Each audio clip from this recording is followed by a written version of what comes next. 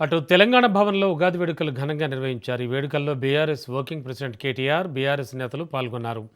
పంచాంగ శ్రవణాన్ని మృత్యుంజయ శర్మ, ఫణీందర్ శర్మ వినిపించారు. ఈ సందర్భంగా పలువురు ఆసక్తికరమైన ఫలితాలను వెల్లడించారు. ఎన్ని ఆటుపోట్లు వచ్చినా దేశంలో శాంతి నెలకొల్పేందుకు నాయకత్వం కృషి చేస్తుందని తెలిపారు. ప్రభుత్వం చేసే లోటుపాట్ల వల్ల ప్రతిపక్షం బలపడే అవకాశాలున్నాయని చెప్పారు. రైతుల సమస్యలపై ప్రతిపక్షాల కృషి ఫలిస్తుందని పేర్కొన్నారు.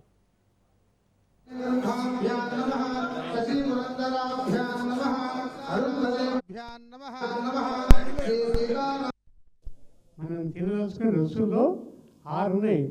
లవణాన్న కటుకషాయ తిక్త బీజ షడ్విధ అని 6 రకాల రుచులు ఆ పంచాంగంలో ఇచ్చి మనకు జీవితంలో ఇలాంటి చేదు అనుభవం ఉంటుంది, తీపి అనుభవం ఉంటుంది, వగరు అనుభవం ఉంటుంది.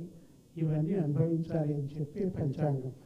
కాబట్టి ఇంత గొప్ప పంచాంగం ఈరోజు మనకు పరాభవ నామ సంవత్సరంతో ఆరంభమైంది. పరాభవము అంటే ఒక రకంగా అవమానము అని అర్థం తీసుకుంటారు అందరు. దాన్ని మనం ఇంకో రకంగా తీసుకోవాలి. పర అంటే గొప్ప శక్తి, అమ్మవారు.